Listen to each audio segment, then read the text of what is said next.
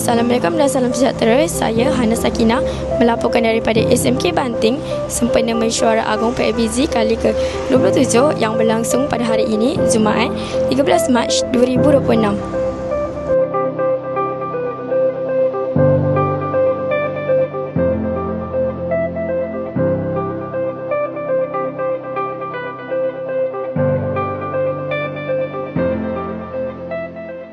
Agenda dimulakan seawal jam 3 petang dengan pengisian bermanfaat menerusi ceramah anti-buli oleh pegawai perhubungan sekolah.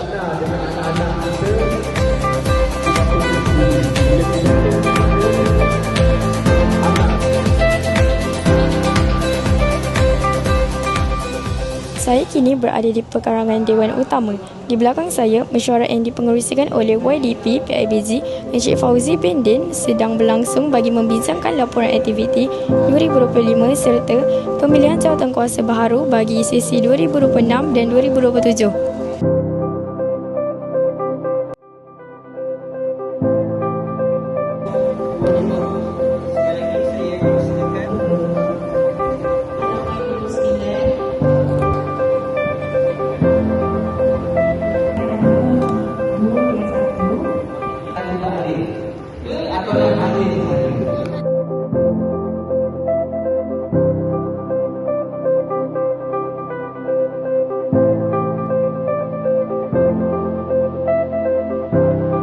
Apa perasaan Encik hadir ke Mesyuarat Agung PABG?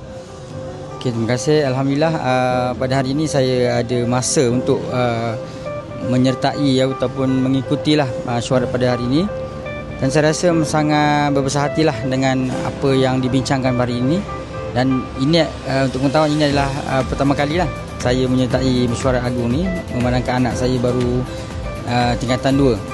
Tapi pandangan saya mesyuarat hari ini sangat harmoni dengan keadaan dan juga tempat mesyuarat yang santai, dan juga mengikut tentatif tu ada majlis berbuka puasa memandangkan bulan Ramadan ni.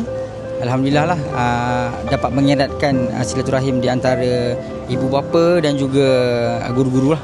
Selesai urusan rasmi, seluruh warga sekolah dan ibu bapa akan menutup tirai hari ini dengan majlis berbuka puasa bersama mengeratkan ukhuwah di bulan Ramadan yang mulia ini. Saya Hana Sakinah melaporkan dari Nomera Udo, TVPSS SMK Banting.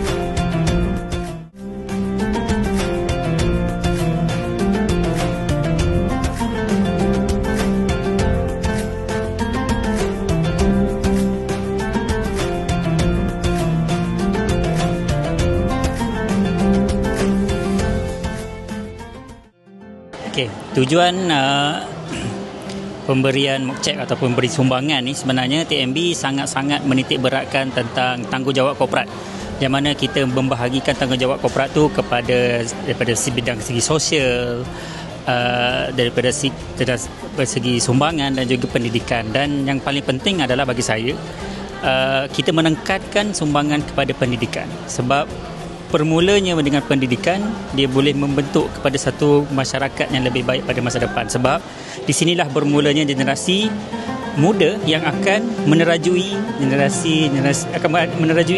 negara kita dan menggantikan generasi-generasi yang sedia ada sekarang lah.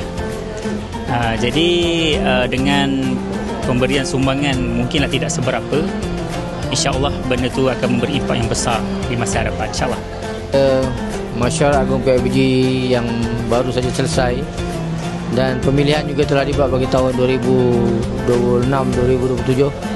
Sudah pastinya pendekatan saya adalah ke arah digitalisasi, di mana saya akan pastikan, saya akan mengharapkan semua guru telah mempunyai sijil GC ataupun Google Certificate Educator sekurang-kurangnya level 1.